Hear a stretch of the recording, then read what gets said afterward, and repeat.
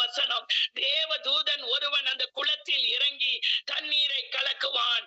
தண்ணீர் கலங்கின பின்பு யார் முந்தி அதில் இறங்குவானோ அவன் எப்பேற்பட்ட வியாதியஸ்தனாய் இருந்தாலும் சொச்சமாவான். எப்பேற்பட்ட வியாதி, எப்பேற்பட்ட வியாதி, எந்த வியாதியா இருந்தாலும், மோசமான வியாதி, மரணத்துக்கு ஏதுவான வியாதி, எப்பேற்பட்ட வியாதிகள் சரீரத்திலே காணப்பட்டாலும் என் தேவனால் அற்புதம் செய்ய முடியும் என்பதற்கு அந்த பகுதியில் அந்த குளம் வைக்கப்பட்டிருந்தது. அந்த குளத்திலே பரலோகத்தில் இருந்து ஒரு தேவ தூதன் இறங்கி வந்து கலக்குகிறதான ஒரு பல வருடங்களாய் நடந்து கொண்டிருக்கிறது. பல வருடங்களாய் கலக்கி கொண்டிருக்கிறார். வேகமாய் யார் சீக்கிரம் போகிறார்கள். எத்தனையோ சப்பானிகள், நடக்க முடியாதவர்கள் இருந்தார்கள். எப்படி போய் இருப்பார்கள்? வேகமாய் கையினாலே, இல்லாவிட்டால் எது அவர்களுக்கு உபயோகமா இருந்தது? கால் உபயோகமா இருந்தா கால் வழியா போயிருப்பாங்க. கை உபயோகமா இருந்தா கையிலேயே தவழ்ந்து போயிருப்பாங்க வேகமா. அப்படி கூட போக முடியாமல் ஒரு மனிதன் இருந்தான்.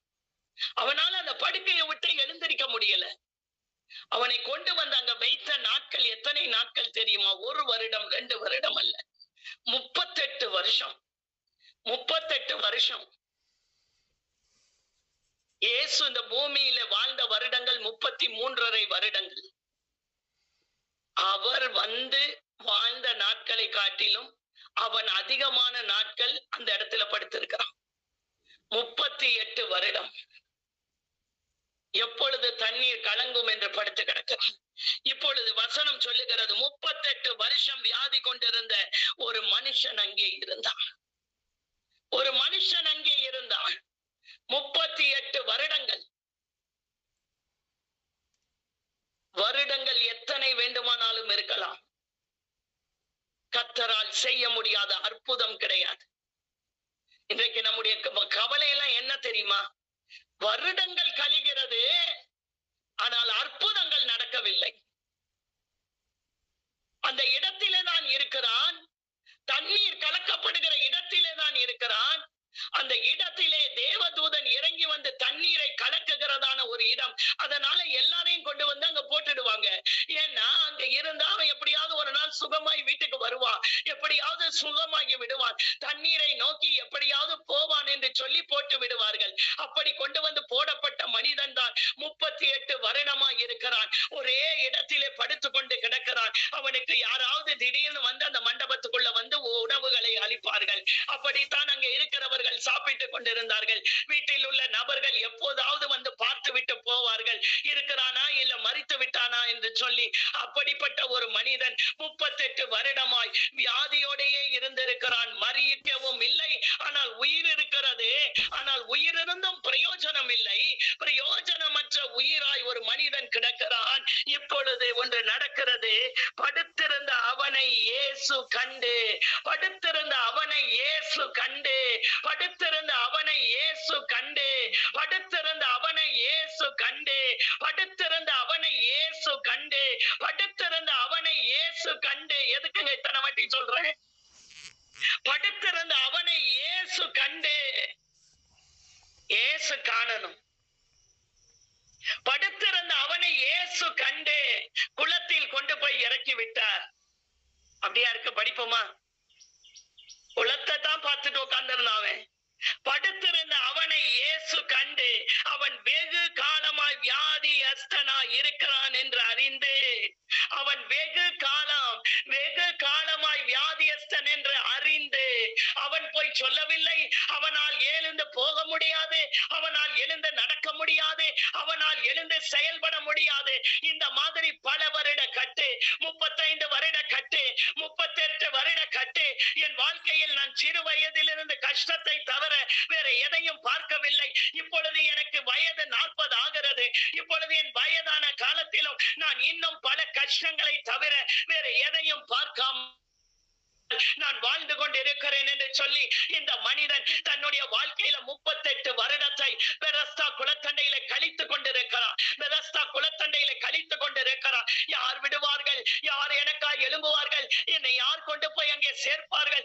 என்னால் எழுந்தும் போக முடியவில்லை. நான் எழும்பி போவதற்கு முன்பாக இன்னொருவன் இறங்கி விடுகிறான். அவன் சுகமடைந்து போய் விடுகிறான். ஆனால் நானோ சுகமற்றவனாய் காணப்பட்டுக் கொண்டிருக்கிறேன் என்று சொல்லி இந்த இடத்திலே வசனம் சொல்லுகிறது. படுத்திருந்த அவனை இயேசு கண்டு அவன் வெகு காலமாய் வியாதியஸ்தன் என்று அறிந்து அவனை நோக்கி சொஸ்தமாக வேண்டும் என்று விரும்புகிறாயா என்றார். சொஸ்தமாக வேண்டும் என்று விரும்புகிறாயா என்றார். நீ குணமாக்கப்பட வேண்டும் என்று விரும்புகிறாயா என்றார். அவன் குணமாக்கப்பட வேண்டும் என்பது நாளடைவில் அவனை விட்டு போய்விட்டது. இனி என் வாழ்க்கைக்கு அர்த்தமில்லை. இனி என் வாழ்க்கைக்கு ஒரு விமோச்சனம் இல்லை. இனி என்னுடைய வாழ்க்கைக்கு முடிவில்லை. இனி என்னுடைய வாழ்க்கைக்கு ஒரு அற்புதமான வாழ்க்கை கிடையாது. நான் இனி எழுந்து நடக்க முடியாது. எனக்கு யாரும் உதவி செய்ய மாட்டார்கள். இங்கேயே இருந்து இப்படியே மறிக்க வேண்டியதுதான் என்ற சூழ்நிலையில் இருந்த ஒரு மனிதனை தேவன் தேடி சென்று ஒரு வார்த்தை கேட்கிறார். நீ விரும்புகிறாயா? நீ விரும்புகிறாயா? விருப்பம் இருந்துச்சு, ஆனா இப்படியே போறதுனால இனி விருப்பம் இல்ல. இருந்துச்சு ஒரு காலத்துல. நாட்கள் ஆக ஆக ஆக ஆக விருப்பங்கள் குறைகிறது. வருடங்கள் ஆக ஆக என்னுடைய வாழ்க்கை மாறுமா என்ற எண்ணங்கள் குறைகிறது. காலங்கள் மாற மாற என்னுடைய எண்ணத்தில் உள்ள தேவன் மேல் இருந்ததான பற்று குறைகிறது. ரட்சிக்கப்பட்ட புதுசுல எவ்வளவு ஒழுங்கா சர்ச்சுக்கு போனோம், எப்படி எல்லாம் முழங்கால் போட்டு ஜெபம் பண்ணோம். நாள் ஆக ஆக தேவன் மேல் இருக்கிறதான பற்று குறைய ஆரம்பிக்கிறது நம்முடைய வாழ்க்கையில. என்ன வாரம் சர்ச்சுக்கு போகணும்? நீ சொஸ்தமாக்க வேண்டும் என்று விரும்புகிறாயா? நீ குணப்பட வேண்டும் என்று விரும்புகிறாயா? எத்தனையோ பேர் படுத்திருந்திருப்பாங்க. எத்தனையோ பேர் படுத்திருந்திருப்பாங்க. அங்கே திரளான பேர் படுத்திருந்தாங்க. ஆனா இயேசு டைரக்டா அந்த மனிதனை தேடி போகிறார்.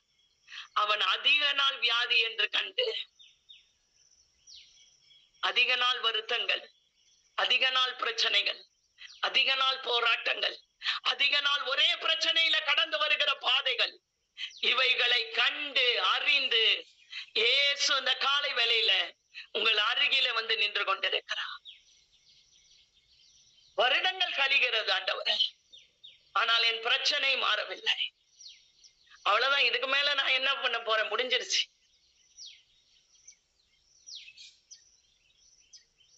விரும்புகிறாயா என்று கேட்டவுடன் அவன் ஒரு வார்த்தையை சொல்லுகிறான்.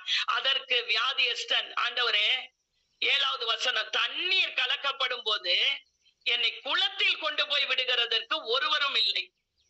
நான் போகிறதற்குள்ளே வேறொருவன் எனக்கு முந்தி இறங்கி விடுகிறான். பாத்தீங்களா? எனக்கு விருப்பம் இருந்துச்சு. எனக்கு ஆரம்பத்துல ரொம்ப விருப்பம் இருந்துச்சு. நம்ம எப்படியாவது யாராவது எனக்கு உதவி செய்வாங்க, அதன் மூலமா நான் மேல வந்துடலாம், அதன் மூலமா நான் எழும்பிடலாம், எனக்கு மனுஷனுடைய உதவி கிடைக்கும், யாராவது ஒருவர் என்னை உதவி செய்து தண்ணீர் கலக்கப்படும் போது நீ வந்து முதல்ல இறங்குப்பான்னு எனக்கு யாராவது இறங்குவாங்கன்னு நான் பார்த்தேன். ஆனா 38 வருஷமும் எல்லாரும் அவங்கவுங்க போய் சுகமடைகிறாங்களே தவிர என்னால் எழுந்து போக முடியவில்லை. எனக்கு உதவி செய்ய ஒரு மனிதனும் இல்லை. எனக்கு உதவி செய்வதற்கு ஒருவனும் எழும்பவில்லை. இப்படியே என்னுடைய வாழ்நாளிலே அந்த தண்ணீர் கலக்கப்படுகிறதை பார்க்கிறேன், உண்மைதான்.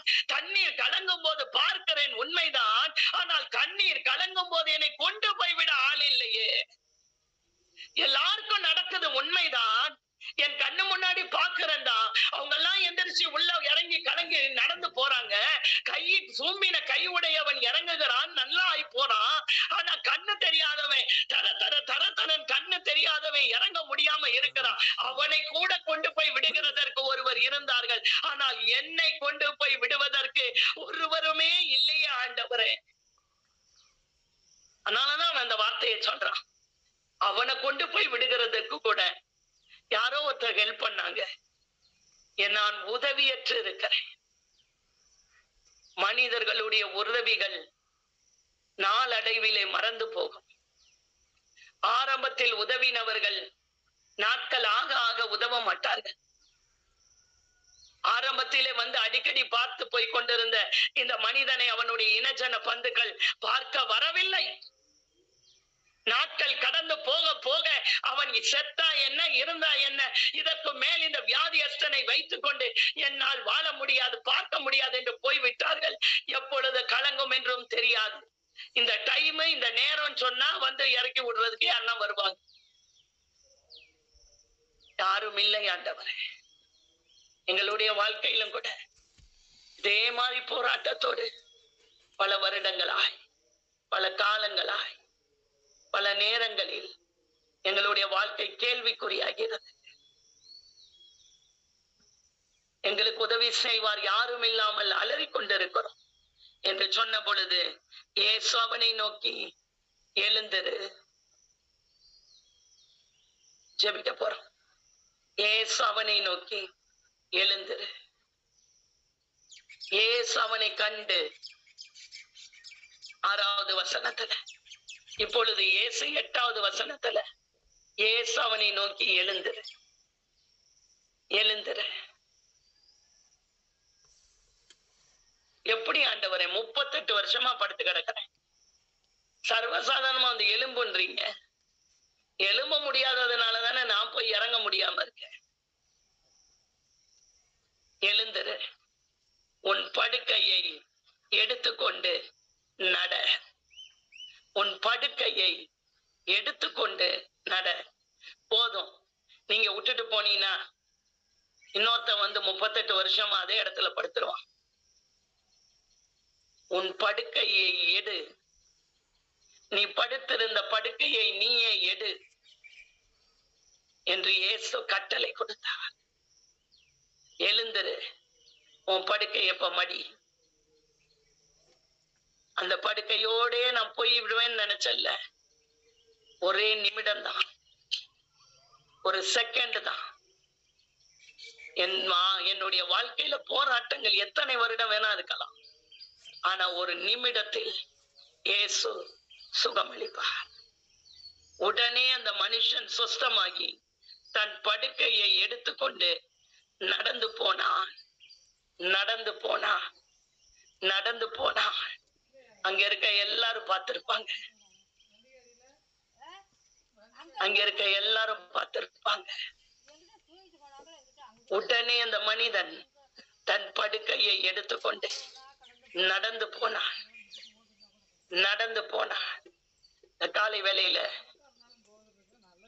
கூனி குறுகி அவமானத்தினாலேயும் நிந்தையினாலேயும் கஷ்டத்தினாலேயும் போராட்டத்தினாலேயும் பல வருட பிரச்சனைகள் இயேசு கண்டு வருவார். வருவார்.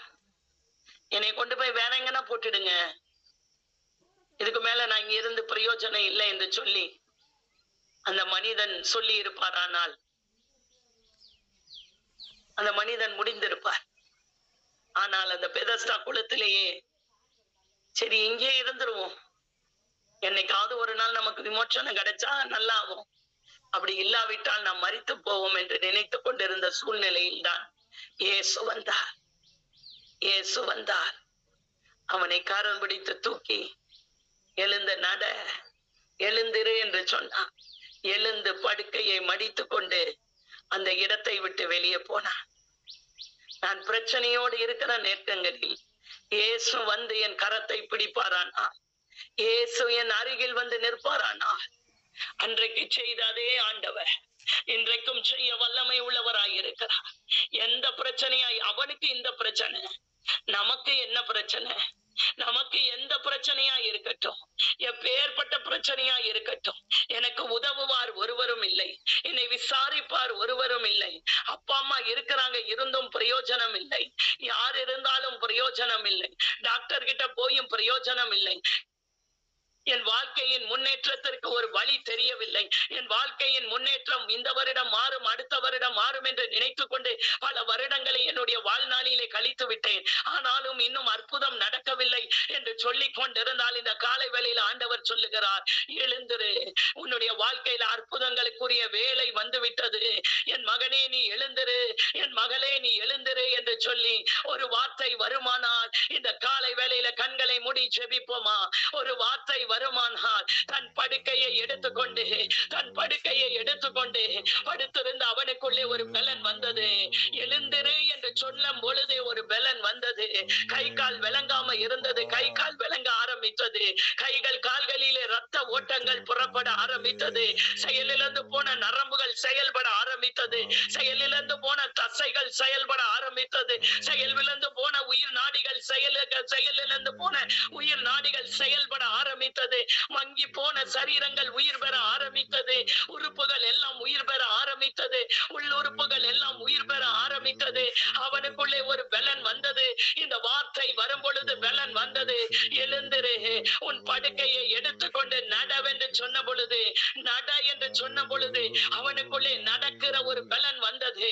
நடமாடுகிற ஒரு பலன் வந்தது. எழுந்து நடக்கிற ஒரு பலன் வந்தது. 38 வருடமா இருந்தவனுக்குள்ளே ஒரு பலனை கொண்டு வருவாரானால் என் வாழ்க்கையை உயிர்ப்பிக்கிறது அவருக்கு லேசான காரியம் அல்லவா? என் ஜெபத்தை கேட்பது லேசான காரியம் அல்லவா? நான் இருக்க வேண்டிய இடம் தேவ சமூகம். நான் விட்டு போய்விட்டால் ஒன்றும் நடக்காது. அது முடிந்துவிடும். நம்முடைய வாழ்க்கைக்குரிய அர்த்தம் முடிந்துவிடும். ஆனால் நான் இருக்க வேண்டிய இடம் தேவன் மேலே பயபக்தியோடு இருந்தேன் ஆனால், தேவன் எனக்கு செய்வார் என்ற நம்பிக்கையோடு இருந்தேன் ஆனால், உங்களை தேடி இயேசு வருவார். என் மேல் நம்பிக்கையா இருக்கிற இந்த மனிதனுக்கு நான் அற்புதம் செய்யாமல் எப்படி இருப்பது? யார் கலங்கும் பொழுதெல்லாம் ஒரு ஏக்கம் இருந்திருக்கும். ஐயோ, எனக்கு இறங்க முடியவில்லை, எனக்கு உதவுவார் ஒருவரும் இல்லை. அவங்களுக்கு அற்புதம் நடக்குது, இவங்களுக்கு அற்புதம் நடக்குது, இவங்க ஜெபம் பண்ணா இவங்களுக்கு அற்புதம் நடக்குது, எனக்கு மாத்திரம் ஒன்றுமே நடக்க மாட்டேங்குது என்று பல வருட ஏங்களோடு இருந்தால், இந்த காலை வேளையில் ஆண்டவர் சொல்லுகிறார், அவர்களுக்கெல்லாம் ஒரு ஊழியக்காரனை வைத்து செய்தேன். உனக்கு நானே வந்து செய்வேன். நானே வருவேன், உன் அருகிலே நானே வருவேன். பரலோக தேவனாகிய நான், உனக்காய் மரித்துயிர் தெழுந்த தேவனாகிய நானே உன் அருகில் வந்து நிற்பேன். நானே உன்னை தொடுவேன். நானே உன்னோடு பேசுவேன். நானே உன்னை எழுந்தரிக்க பண்ணுவேன். நானே உன்னை விடுவிப்பேன். நீ எனக்கு சாட்சியாய் இருப்பாய். எல்லா இடங்களிலும் போய் எனக்கு சாட்சி சொல்லுவாய். நான் தான் உன்னை விடுவித்தேன் என்று யாருக்கும் தெரியாத சாட்சியை எல்லாரும் பார்க்க அந்த மனிதன் அந்த இடத்தில் இல்லை. அந்த பெதஸ்தா குளத்தண்டையிலே இல்லை. அந்த மனிதன் எழுந்து போய்விட்டான். நிறைய பேர் வந்து பார்த்திருப்பாங்க, இங்க ஒரு மனிதன் படுத்து கிடந்தாரு, எங்கே போனார் என்று தெரியல. எங்கே போனார்? இயேசு வந்தார். அந்த மனிதனை எழுப்பி கூட்டிக் கொண்டு போய்விட்டார். அவருக்கு பின்னாடி போய்விட்டார். அந்த மனிதன் அவருக்கு ஊழியம் செய்யும்படி போய்விட்டார். அவருக்காக வாழும்படி போய்விட்டார். அற்புதங்களை பெற்றுக்கொண்டு நான் என்ன செய்ய போறேங்க? இயேசுவுக்காய் வாழ்வதுதான் இயேசுவின் மேல் இருக்கிற தாகம். இயேசுவின் மேல் இருக்கிற தாகம். இந்த காலை வேளையில ஆண்டவருக்கு ஒப்பு கொடுப்போமா? கண்களை மூடி ஒப்பு கொடுப்போமா? ஆண்டவரே, நீர் அற்புதம் செய்து விட்டால் அதற்கு பிறகு நான் என்ன செய்ய வேண்டும்? அவருக்காய் வாழ்ந்து அவருடைய நாமத்தை மகிமைப்படுத்தி நீ மாத்திரம் தேவனுடைய வார்த்தையை கேட்கிற நீங்கள் அநேகருக்கு சொல்ல வேண்டாமா? அநேகருக்கு இயேசுவை பற்றி சொல்ல வேண்டாமா? எனக்கு அற்புதம் செய்த இயேசு, எனக்கு விடுவித்த இயேசு உங்கள் வாழ்க்கையும் விடுவிப்பார் என்ற ஒரு வார்த்தை சொன்னால் ஆண்டவர் செய்வாரே. அதற்குத்தான் அவனை எழுப்பி அவனை பின்னாடி கூட்டிக் கொண்டு போனார். இந்த காலை வேளையில் ஆண்டவரே, எங்கள் வாழ்க்கையிலும் ஒரு அற்புதத்தை செய்யும். எங்களுடைய ஜீவியத்துக்கு ஒரு அற்புதத்தை செய்யும். எங்களுடைய உயிருக்கு ஒரு அற்புதத்தை செய்யும். என்னுடைய வாழ்வாதாரத்திற்கு ஒரு அற்புதத்தை செய்யும். எங்களுடைய தடைகள் நீக்கப்படுகிற நாளாய் இந்த நாள் இருக்கட்டுமே. அவனுக்கென்று ஒரு நாள் நியமித்து வந்தீரே. அவன் வெகு காலமாக இருக்கிறான் என்று வந்தீரே. வெகு காலமா இருந்தா இன்னொரு 10 வருஷம் ஆகட்டும்.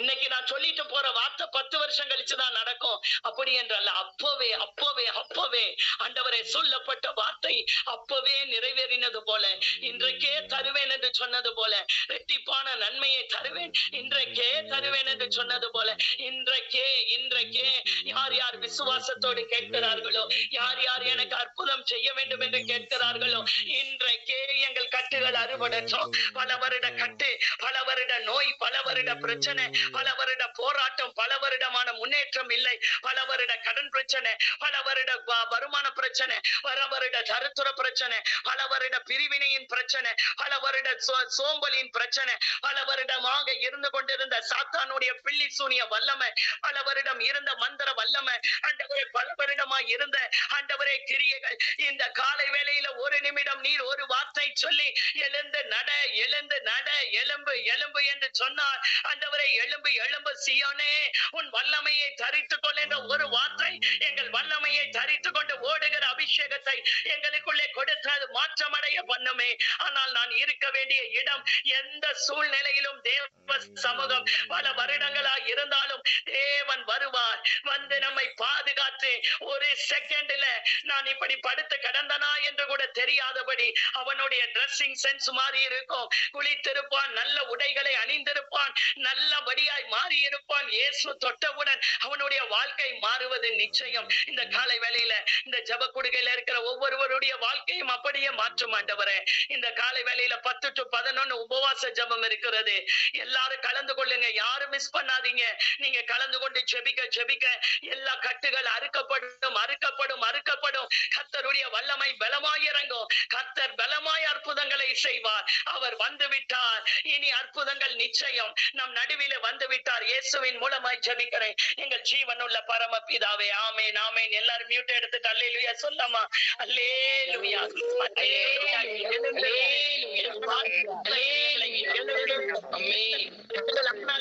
அல்லேலூயா.